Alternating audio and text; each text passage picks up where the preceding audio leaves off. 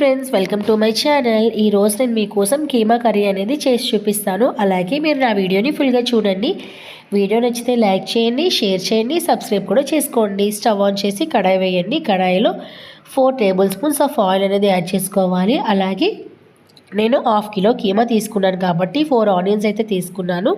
వాటిని ఈ విధంగా చిన్న చిన్న ముక్కలుగా కట్ చేసుకోండి. ఈ విధంగా ముక్కలు అనేవి వేస్తే మనకి కీమా అనేది చాలా టేస్టీగా ఉంటుంది. సో చూసారు కదా, అలాగే నేను కీమాని కూడా వాష్ చేసేసుకున్నానండి. వాష్ చేసుకుని ఒక పక్కన పెట్టేశాను. ఇప్పుడు ఆనియన్స్ అనేవి జస్ట్ ఈ విధంగా ఫ్రై అవుతాయి కదా, వెంటనే మనం ఏం చేయాలంటే ఈ కీమాని కూడా అందులో యాడ్ చేసుకోవాలి.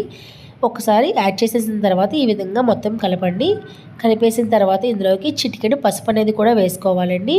సో చూసారు కదా, పసుపు కూడా వేసేసిన తర్వాత తగినంత సాల్ట్ కూడా మనం ఇప్పుడు యాడ్ చేసుకుందాము. సాల్ట్ కూడా యాడ్ చేసేసిన తర్వాత ఒకసారి కలపండి. కలిపేసిన తర్వాత తగినంత కారం కూడా మనం యాడ్ చేసుకోవాలండి. స్పైసీ కొంచెం ఎక్కువ తినేవాళ్ళైతే 1 టేబుల్ స్పూన్ ఎక్స్ట్రా వేసుకోండి. నేను 2 టేబుల్ స్పూన్స్ ఆఫ్ కారం అనేది వేస్తున్నాను. వేసేసి ఒకసారి ఈ విధంగా మొత్తం కలపండి. ఉప్పు కారం అనేది కీమాకి బాగా పట్టేలాగా మనం కలుపుకోవాలండి.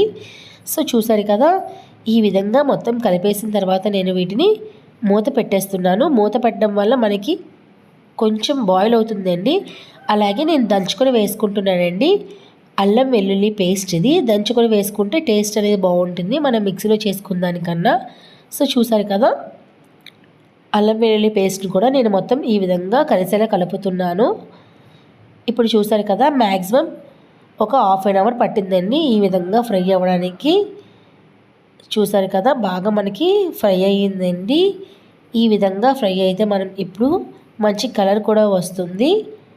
వచ్చేసిన తర్వాత ఇప్పుడు మనం ఇందులోకి 1 గ్లాస్ వాటర్ అనేది వేసుకోండి. మనకి ఫ్రై అయినప్పుడే మనకి కీమా అనేది ఆల్మోస్ట్ బాయిల్ అయిపోతుందండి. అప్పుడు మనకి ఇలా పట్టుకొని మామూలుగా తిని చూస్తే మనకి మ్యాక్సిమం ఉడికిపోతుంది. అందుకని నేను 1 గ్లాస్ వాటర్ అయితే వేస్తున్నాను. చూసారు కదా, 1 గ్లాస్ వాటర్ వేసి మొత్తం ఈ విధంగా కలిపేస్తున్నానండి. సో చూసారు కదా, మనకి నీళ్ళు కూడా మొత్తం డ్రై అయిపోయాయి. మనకి కీమా చూసారా ఎంత బాగా కనిపిస్తుందో. ఇది మనం వేడివేడి అన్నంలో కలుపుకొని తింటే చాలా చాలా టేస్టీగా ఉంటుందండి. మీలో ఎంతమందికి కీమా ఇష్టమో నాకు ఒకసారి కామెంట్ చేయండి. అలాగే మీరు ఈ వీడియోని ఫుల్గా చూడండి. వీడియో నచ్చితే లైక్ చేయండి, షేర్ చేయండి, సబ్స్క్రైబ్ కూడా చేసుకోండి.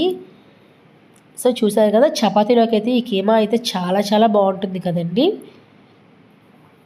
ఇదిగోండి, ఈ విధంగా మొత్తం మనం ప్రిపేర్ చేసుకోవాలి. దీన్ని ఇప్పుడు ఒక ప్లేట్లోకి అయితే తీసుకుంటున్నాను. సో చూసారు కదా, మంచి కలర్ఫుల్గా మనకి కీమా కర్రీ అనేది ప్రిపేర్ అయిపోయిందండి.